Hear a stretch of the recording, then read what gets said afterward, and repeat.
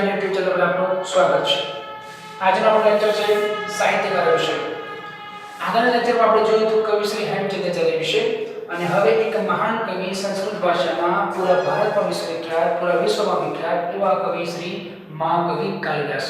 મિત્રો જો આગળના લેક્ચરમાં જોયું હતું કે કવિનું પૂરું નામ છે, જન્મસ્થળ છે, એમની કૃતિઓ છે, એમની સાથે સંકળાયેલ ઇતિહાસ છે। સેમ ટુ સેમ આપણે આમાં પણ આ જોઈશું। અહીંયા નામ છે એમનું મહાકવિ કાલિદાસ। તો મિત્રો ખાસ ધ્યાન રાખજો, આ મહાકવિ એ એમનું ઉપનામ છે, એટલા માટે કારણ કે કવિ બહુ જ મહાન હતા અને એટલા માટે નામ પડ્યું છે મહાકવિ કાલિદાસ।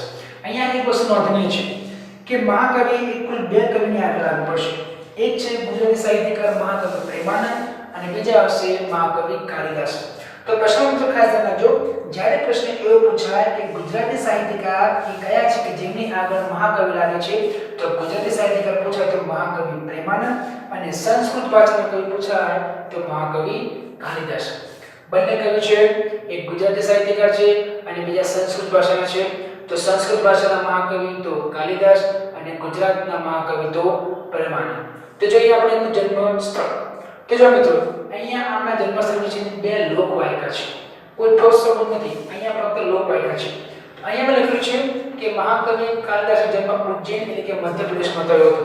જ્યારે પરીક્ષામાં આવું પૂછાય કે ઉજ્જૈન મધ્યપ્રદેશ કવિ કાલિદાસનું જન્મસ્થળ એ કોના આધારે છે, તો લોકમત પ્રમાણે આધારિત। ભારતના લોકો એવું કહે છે કે ભાઈ મહાકવિ કાલિદાસનો જન્મ ઉજ્જૈનમાં થયો હતો કે જે મધ્યપ્રદેશમાં આવેલ છે। ત્યારબાદ જો એવો પ્રશ્ન પૂછાય કે ભાઈ ઇતિહાસકારના મતે અથવા તો સાહિત્યકારના મતે મહાકવિ કાલિદાસ જન્મ ક્યાં થયો હતો, તો આપણે અહીં નોંધ કરીશું કે કવિલકા નામનું એક ગામ છે કે જેનો જિલ્લો રુદ્રપ્રયાગ છે અને રાજ્ય છે અહીંયા ઉત્તરાખંડ। ધ્યાન રાખજો મિત્રો, બંને વસ્તુ પૂછાઈ શકે છે, પણ કયા સંદર્ભે પ્રશ્નમાં ધ્યાન રાખજો। જ્યારે પૂછાય લોકમત પ્રમાણે તો ઉજ્જૈન એટલે કે મધ્યપ્રદેશ, અને જ્યારે એ પૂછાય ઇતિહાસકારના મત પ્રમાણે અથવા તો સાહિત્યકારના મત પ્રમાણે તો આપણે ધ્યાન રાખીશું ગામ છે કવિલકા, જિલ્લો છે રુદ્રપ્રયાગ અને રાજ્ય હશે ઉત્તરાખંડ। બંને જન્મસ્થળ આપણે યાદ રાખવાની કોશિશ કરીશું। અહીંયા જો મહાકવિ કાલિદાસ એ કોના સમયમાં હતા અથવા તો કયા રાજાના સમયમાં હતા, તો મિત્રો જો અહીંયા છે ચંદ્રગુપ્ત બીજો કે જે કવિ કાલિદાસના એક રાજ્યની અંદર રાખતા। ચંદ્રગુપ્ત બીજાના 9 રત્નોમાંના એક રત્ન એટલે કે મહાકવિ કાલિદાસ। બીજી ધ્યાન રાખજો મિત્રો કે જ્યારે પણ વધારે પૂછાય કે ચંદ્રગુપ્ત બીજાના ઉપનામ કયા કયા છે, તો 3 અહીંયા ઉપનામ તમારે યાદ રાખવાના છે। જો આ ઉપનામ છે ને એ ચંદ્રગુપ્ત બીજાના છે, કાલિદાસના ઉપનામ નથી। કાલિદાસનું ઉપનામ છે મહાકવિ, આ ઉપનામ છે ચંદ્રગુપ્ત બીજા। તો પહેલું ઉપનામ છે વિક્રમાદિત્ય, બીજું છે શકારી અને ત્રીજું હશે સહસા। ચંદ્રગુપ્ત બીજો એટલે કે વિક્રમાદિત્ય એટલે કે શકારી એટલે કે સહસા, એટલે આ ચારના તમારે વિક્રમાદિત્ય વિશે યાદ રાખવાના છે। બીજું જુઓ કે કાલિદાસની ભાષા કઈ હતી, તો સંસ્કૃત હતી। આપણે આગળ જોયું કે હેમચંદ્રાચાર્યની ભાષા કઈ હતી, તો પ્રાકૃત ભાષા હતી, અને અહીંયા છે કવિ કાલિદાસ એમની ભાષા કઈ છે, તો સંસ્કૃત ભાષા છે। એટલે અહીંયા પણ નોંધની બાબત એ છે કે આ પણ કવિ ગુજરાતી સાહિત્યકાર નથી, કારણ કે આની ભાષા કઈ છે, તો સંસ્કૃત છે। મિત્રો અહીંયા બે શબ્દ યાદ રાખજો ખાસ, સંસ્કૃત ભાષા અને વૈદર્ભી શૈલી। શૈલી કોને કહેવાય, તો દરેક ગુજરાતી સાહિત્યકારનો કોઈ કવિ હોય એ અલગ અલગ છંદની લખતા હોય, અલગ અલગ અલંકારમાં લખતા હોય, તો ભાષા છે ગુજરાતી પરંતુ એની લખવાની પદ્ધતિ અલગ છે, એને શું કહેવાય છે, શૈલી કહેવાય છે। તો કવિની ભાષા હતી સંસ્કૃત અને એ ભાષામાં જે એમની લખવાની પદ્ધતિ હતી, જેમની ઢબ હતી, જેમની લય હતી, એને કહેવાય છે વૈદર્ભી શૈલી। આ બાબત ખાસ આઈએમપી છે, આને નોંધ રાખજો કે કાલિદાસના પુસ્તકો સંસ્કૃત ભાષામાં છે અને વૈદર્ભી શૈલીમાં લખાયેલા છે। એ મિત્રો જો મોસ્ટ આઈએમપી પુસ્તક છે આમનું અભિજ્ઞાન શાકુંતલમ। મહાકવિ કાલિદાસે એક સૌથી અગત્યનું પુસ્તક લખ્યું છે અભિજ્ઞાન શાકુંતલમ, કે જે નાટક છે રાજા દુષ્યંત અને શકુંતલા। આ નાટકથી એક મહાન કવિ પ્રભાવિત થયા હતા। કવિ હતા જર્મનના, નામ છે એમનું મેક્સ મુલર। આ કવિ શું કહેવાય છે કે આ કવિ અભિજ્ઞાન શાકુંતલમને એમની ભાષામાં અનુવાદ કર્યું, એમને ત્યાં વાંચ્યું અને જર્મનીના સડક ઉપર આ પુસ્તકને મેક્સ મુલર પોતાના માથા પર રાખીને નાચતા હતા। એટલે સૌથી મોટો પ્રશ્ન યાદ રાખજો કે મહાકવિ કાલિદાસનું કયું પુસ્તક, તો અભિજ્ઞાન શાકુંતલમ, જેનાથી કોણ પ્રભાવિત થયું હતું, તો મેક્સ મુલર। ક્યાંના હતા, તો જર્મનીના કવિ હતા। એટલે મિત્રો આને ખાસ ધ્યાન રાખજો, અભિજ્ઞાન શાકુંતલમ જે નાટક છે રાજા દુષ્યંત અને શકુંતલા। અહીંયા મિત્રો જો એક તમારે નોંધ ખાસ રાખવાની છે। અહીંયા મેં લખ્યું છે કે મહાકવિ કાલિદાસનું પુસ્તક છે, નામ છે મેઘદૂત. તો એ મેઘદૂતનો ગુજરાતીમાં અનુવાદ કોણે કર્યો હતો? એનો ગુજરાતીમાં અનુવાદ કરનાર ગુજરાતી સાહિત્યકાર આપણા નવલરામ લક્ષ્મીરામ પંડ્યા. તો મિત્રો જો આને સરસ પદ આપણે યાદ રાખીશું. મહાકવિ કાલિદાસ, જન્મસ્થળ ઉજ્જૈન મધ્યપ્રદેશ, જિલ્લો મત પ્રમાણે, કવિતા જિલ્લો ઉત્તરાખંડ, સાહિત્યકારોના મત પ્રમાણે કોના સમયમાં હતા? તો ચંદ્રગુપ્ત બીજાના સમયમાં હતા. એના બીજા કયા નામ છે?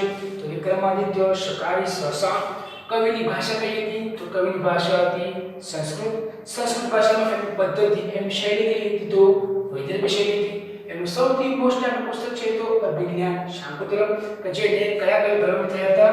તો જર્મનીના કવિ મેક્સ મુલર ગીટ. અને અહીંયા છેલ્લે યાદ રાખીશું આપણે કે આમનું પુસ્તક છે મેઘદૂતમ, કે જેનો ગુજરાતીમાં અનુવાદ કોણે હતો? તો નવલરામ લક્ષ્મીરામ પંડ્યા. તો મિત્રો આ છે મહાકવિ કાલિદાસની બેઝિક માહિતી. આના પછી આપણે જોઈશું કે આ કવિ કયા મહાન પુસ્તકો લખે છે. તો મિત્રો આપણે આગળ વાત કરી મહાકવિ કાલિદાસના જન્મસ્થળ વિશેની, એમના રાજા વિશેની. હવે જોઈશું કે મહાકવિ કાલિદાસે કયા પુસ્તકો લખેલા છે. તો મિત્રો જો અહીંયા આપણે પહેલા જોયું હતું કે હેમચંદ્ર જેના પુસ્તકોની રચના કેટલા કરી, એ જ રીતે મહાકવિ કાલિદાસના પુસ્તકોને આપણે કેમ યાદ રાખીશું. તો મિત્રો જો આ બાજુ છે એના ટૂંકા નામ છે, આ બાજુ એના ફૂલ નામ છે, અને અહીંયા મેં જે લખ્યું છે એ થોડી ઘણી આના સાથે સંકળાયેલી વાર્તા છે. જેમ કે આ કૃતિની અંદર શાનું વર્ણન છે એવું મેં લખ્યું છે. જો અહીંયા જો સૌથી પહેલા શું જોઈશું આપણે? એમના ટૂંકા નામ. આ બાજુ મેં જે લખ્યું છે કે રઘુ, કુમાર, અભિ, મેઘ, ઋતુ, વી અને મા, એ ટૂંકા નામ છે. અને અહીંયા કી, મે અને મિલેગા એ આપણે આની સાથે સેટ કર્યું છે. એટલે આ અને આ બંને ભેગા કરીને આપણે બોલીશું. તો જો મિત્રો એક વખત બોલું છું, તમે યાદ રાખવાની કોશિશ કરજો. રઘુ કુમાર એક વ્યક્તિ છે, નામ છે રઘુ કુમાર. એનું કામ શું છે? તો વીમો ઉતારવાનું.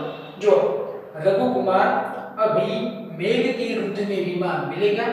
एक ज लाइन में તમારે બોલવાનું છે रघु कुमार अभी मेघ की ऋतु में विमान मिलेगा. તમે યાદ રાખવાની કોશિશ કરવાની. કેમ હતો કે બે વ્યક્તિ હતો જેનું નામ છે રઘુ કુમાર. એનું કાર્ય શું હતું? તો પબ્લિકના વીમા ઉતારવાનું હતું. અને વીમા ક્યારે ઉતારતો હતો? તો મેઘની ઋતુમાં, એટલે કે વરસાદની ઋતુમાં વીમા ઉતારતો.